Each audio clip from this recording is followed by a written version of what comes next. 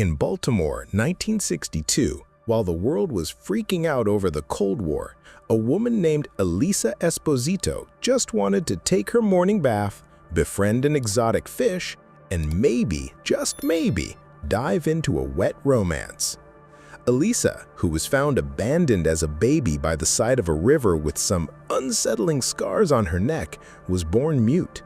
She communicates using sign language and lives a quiet life in an apartment above a movie theater with her neighbor Giles, an illustrator with hair issues and a strange obsession with terrible pies. Elisa works as a janitor at a top-secret government lab, the kind of place where you really don't want to be in charge of cleaning the bathrooms.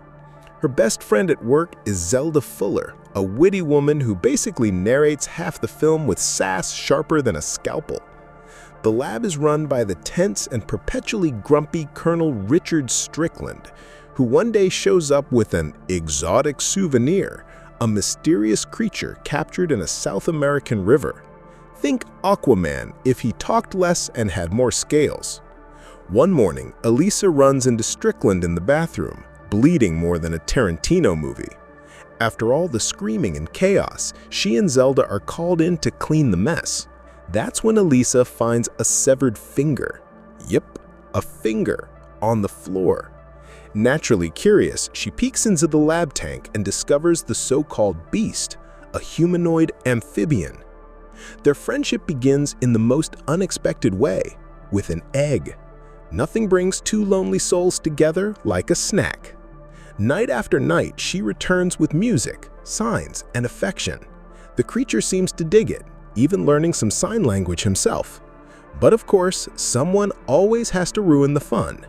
Dr. Robert, a scientist who also happens to be a Russian spy, sees what's going on and finds himself torn between duty and heart.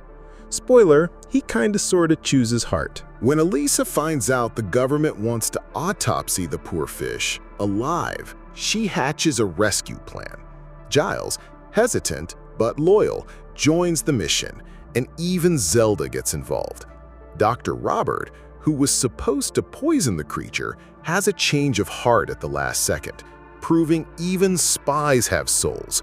Meanwhile, Strickland starts suspecting Elisa isn't just good with a mop and bucket and tries to intimidate her. Pro tip: don't try to intimidate someone who speaks with their eyes. Now hiding the fish guy in her apartment, in the bathtub naturally, things go surprisingly well, until he eats Giles' cat. Not a great first impression for the in-laws. But then the drama turns into a miracle. The creature touches Giles, and the next day the man's hair is back and wounds are healed. That's what I call premium healthcare.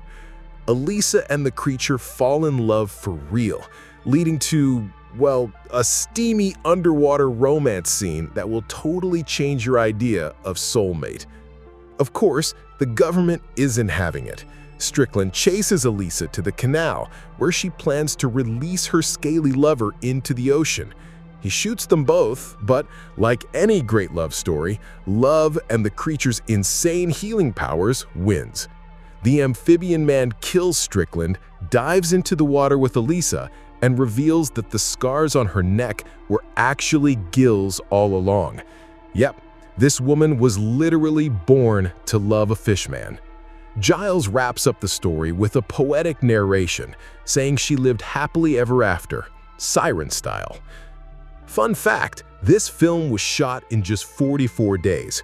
Guillermo del Toro used shades of green and blue in nearly every scene to give everything an underwater feel, even outside the water, and refused to cut the budget, even paying out of pocket himself.